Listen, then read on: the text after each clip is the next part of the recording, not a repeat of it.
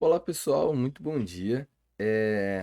Para que a gente finalize de fato, então, toda essa primeira parte da Introdução à Ciência Física 2, todo esse estudo sobre eletrostática e sobre eletrodinâmica, essa é a nossa última aula, nossa despedida dessa parte elétrica de ICF2, para que a gente se despeça então com chave de ouro. A nossa última matéria é a associação de capacitores. No vídeo passado, a gente fez uma relação muito íntima entre os capacitores e os resistores. Uma relação muito íntima, mas oposta. Porque os resistores, as suas funções são gastar a quantidade de carga elétrica que ele recebe para poder funcionar. O capacitor tem um efeito contrário. O capacitor ele quer armazenar essa capacidade, essa quantidade de carga elétrica para si. Ele quer se encher o seu cestinho de quantidade de carga elétrica, o máximo possível. E o custo disso, para que ele funcione, é a diferença de potencial. Então, o melhor capacitor é aquele que consegue armazenar dentro de si a maior quantidade de carga elétrica para uma menor diferença de potencial. Então, aqui a gente, e tendo em vista essa ideia, exatamente essa ideia, a gente vai fazer a mesma coisa que a gente fez para a associação de resistores. Vamos criar então as fórmulas para associação em série e em paralelo do capacitor. E igual lá na associação de resistores em série em paralelo, a nossa principal função era calcular quem era a resistência equivalente, aqui é a mesma coisa. A gente vai tirar também três lições daqui, igual a gente tirava três lições de lá, mas tudo com o intuito de achar quem era a capacitância equivalente. Então vamos analisar isso. Primeiro, pense comigo aqui aquela ideia de total, né, que a gente sempre falou. Quando eu ligo uma diferença de potencial total aqui em uma associação em série, e o em série aqui continua sendo a mesma coisa do que o resistor. Em série significa sobre o mesmo fio, tudo bem? A partir do momento que eu gero uma diferença de potencial total, isso vai fazer com que eu tenha uma corrente total, então passando por esse fio, e como vocês bem podem perceber, essa corrente vai ultrapassar o fio inteiro e todos os capacitores vão ser ligados por essa corrente. Só que aqui, lembrem-se, o nosso capacitor, o estudo sobre ele não tem tanto a ver com a corrente, mas sim a quantidade de carga elétrica que a corrente consegue ceder. E aí eu preciso lembrar para vocês a fórmula da corrente. A fórmula da corrente é corrente total é igual a capacidade, a quantidade de carga elétrica total sobre tempo total. Tendo em consideração que tudo isso vai acontecer sobre o mesmo tempo, então analisar o que acontece com a corrente é analisar o que acontece com a quantidade de carga. Analisar o que acontece com a corrente é analisar, é a mesma coisa do que acontece com a quantidade de carga. Então, olha o que está acontecendo. Se a corrente é a mesma para todos esses caras, então a quantidade de carga vai ser a mesma para todos eles.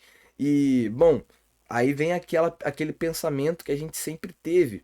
Se a nossa capacitância ela vai mudando. Capacitância C1, capacitância C2, capacitância C3. Se a nossa capacitância ela vai mudando, mas a nossa quantidade de carga se mantém a mesma, significa que para cada um desses capacitores funcionarem, eu estou ligando diferenças de potenciais diferentes, V1, V2 e V3. Então significa que eu tenho ligado aqui, para que funcione o C1, eu tenho que ligar esse C1 com a mesma capacidade de carga que ele vai conseguir armazenar a mesma quantidade de carga que em ligado a uma diferença de potencial V1. O C2 vai ser igual a Q sobre V2 e o C3 vai ser igual a Q sobre V3. E aí, bom, vamos tirar aqui a primeira lição, então.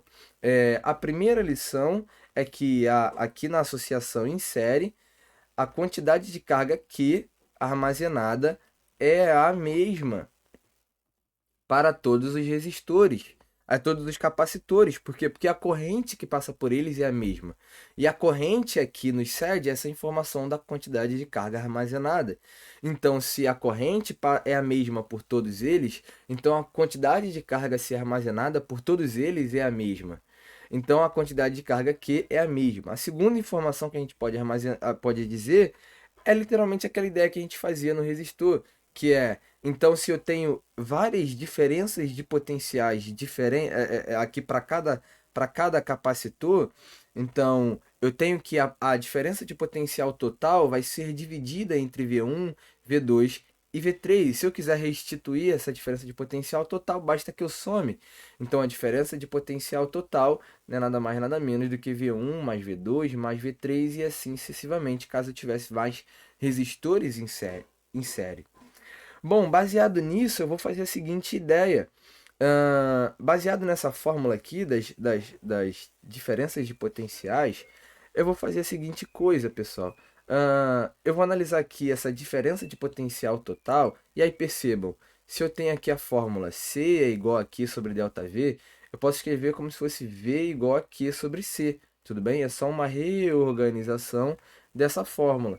Então, se eu tenho aqui que se é C1 é igual a Q sobre V1, então isso pode ser descrito como V é igual a Q sobre C1. É como se eu estivesse apenas trocando de lugar o C1 com V1, tudo bem? Então, o V total significa a quantidade de carga total no meu sistema, que é a quantidade de carga Q, porque minha corrente total também é I total, então a quantidade de carga Q total é a mesma, sobre a capacitância total. E capacitância total é o que a gente vai chamar de capacitância equivalente, igual a gente chamava de a resistência, de resistência equivalente. Aqui a gente vai chamar a capacitância total de capacitância equivalente. V1 vai ser então Q sobre C1. V2 vai ser então Q sobre C2 e V3 vai ser então Q sobre C3, como a gente bem viu. A gente viu que eu posso cortar todos esses caras, porque, de novo, a corrente total é igual à corrente que passa também por cada uma dos capacitores. Então, a quantidade de carga total é igual à quantidade de carga de cada um dos capacitores. Todos esses caras podem ser cortados. Eu tenho, então, que 1 sobre capacitância equivalente vai ser igual a 1 sobre C1, mais 1 sobre C2, mais 1 sobre C3, e assim sucessivamente, caso eu tivesse mais capacitores. E aí vocês sabem toda a nuance, né, daqueles casos particulares que a gente viu lá pro resistor. É, é interessante a gente observar que a mesma organização, e organização eu digo, eu estou usando essa palavra organização porque lá era com resistor equivalente, aqui é capacitor equivalente. A mesma organização do resistor em paralelo é a do capacitor em série. Então percebam que a mesma estrutura do resistor em paralelo, que é isso, 1 sobre resistência equivalente igual a 1 sobre R1 mais 1 sobre 2, é a mesma do capacitor em série. E agora a associação em paralelo vai ser o completo contrário. Por quê? Da associação em paralelo eu vou tirar algumas ideias. Qual é a primeira ideia que a gente pode perceber? Aquela mesma ideia que a gente tirava antes aqui, que eu tenho aqui dois pontos, A e B. Entre esses dois pontos há uma diferença de potencial V. Se eu analisar, essa diferença de potencial A e B também está aqui e também está aqui. Porque entre esses dois pontos não há nenhuma resistência, entre esses dois pontos não há nenhuma resistência. Então, o potencial A é igual ao potencial A aqui, que é igual ao potencial aqui, que é igual ao potencial A aqui. Então, todos esses caras têm o mesmo potencial. E quanto à corrente, a corrente ela está passando pelo primeiro nó, ela vai virar uma corrente I3, depois ela vira uma corrente I2, depois ela vira uma corrente IU, como a gente bem estudou nos resistores. Então aqui, assim como a gente tinha lá, a nossa diferença de potencial é a mesma para os capacitores em paralelo. Uma segunda coisa que a gente pode observar, com a mesma ideia de antes, é que a corrente total é igual à soma das correntes I1 mais I2 mais I3 e infinitamente, caso tivesse mais capacitores em paralelo. E aí lembrem-se, tá? que corrente para gente significa quantidade de carga. Então, eu posso reescrever isso aqui como a quantidade de carga total do meu sistema é a quantidade de carga que o capacitor 1 vai conseguir armazenar, mais a quantidade de carga que o capacitor 2 vai conseguir armazenar, mais a quantidade de carga que o capacitor 3 vai conseguir armazenar. É isso que a gente tem que olhar aqui. E eu já vi, né, que a gente já consegue perceber então a seguinte coisa. Então, o meu capacitor C1 ele vai ser igual à quantidade de carga que ele consegue armazenar sobre a diferença de potencial V, que é a mesma para todos. O capacitor C2 vai ser Q2 sobre V. O capacitor C3 vai ser Q3 sobre V. E o capacitor total, ele vai ser a quantidade de carga total do sistema sobre a mesma diferença de potencial V. Se a gente fizer essa conta, essa substituição, eu vou ter aqui que é, capacitância total, o capacitor total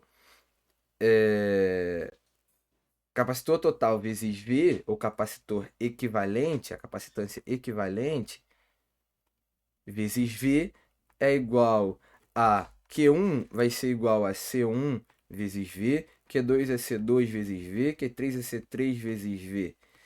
Então, isso vai ser para a gente, cortando todas as diferenças de potenciais, que são as mesmas quando esses caras estão paralelos, a capacitância equivalente é igual a C1 mais C2 mais C3 mais infinitas capacitores se ou, e quanto houvessem. Então percebam aqui, pessoal, essa é a maneira. Vocês não vão precisar gravar toda essa demonstração para usarem a associação de capacitores, caso vocês percebam. A única coisa que vocês têm que perceber é a mesma organização do resistor em paralelo é do capacitor em série. E a mesma organização do resistor em série é do capacitor em paralelo. É a soma. Tudo bem? Então aqui a gente pode perceber isso de novo. A mesma estrutura, a mesma organização do resistor em, em série é a mesma da associação de capacitores em paralelo. Então aqui a gente consegue entender sobre a associação de capacitores, olhando a lei geral e comparando isso com tudo que a gente viu de associação de resistores e tudo mais. É importante que a gente tenha isso em mente. Ah, pessoal, é dessa maneira que a gente finaliza o nosso estudo aqui então sobre capacitores. E de uma maneira geral, finalizamos então o nosso estudo sobre eletrodinâmica, nosso estudo sobre parte elétrica da Introdução às Ciências Físicas 2. Espero que vocês tenham entendido tudo até aqui, espero que vocês tenham compreendido. Caso fique com uma dúvida, volte nas aulas para que vocês possam entender tudo que está acontecendo. Como vocês bem podem perceber, tudo aqui está muito bem interlaçado, interligado. Então, para uma melhor compreensão de capacitores, você tem que entender tudo, tem que ficar muito claro o que acontece na associação de resistores. Para que aconteça, para que fique claro o que está na associação de resistores, tem que ficar clara a primeira lei de Ohm, e assim sucessivamente uma matéria puxa a outra e isso vira uma bola de neve. E vocês precisam entender essa bola de neve. Espero que vocês tenham entendido tudo até aqui. De novo, vocês podem me seguir lá no Física Disruptiva e me encontrar lá. E eu espero vocês na próxima parte do curso. É isso, pessoal. Tchau, tchau e até a próxima.